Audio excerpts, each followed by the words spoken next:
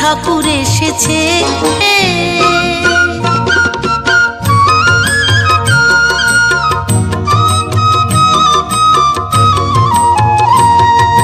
ঠাকুর বলল কর্মময় ভক্ত হতে হবে।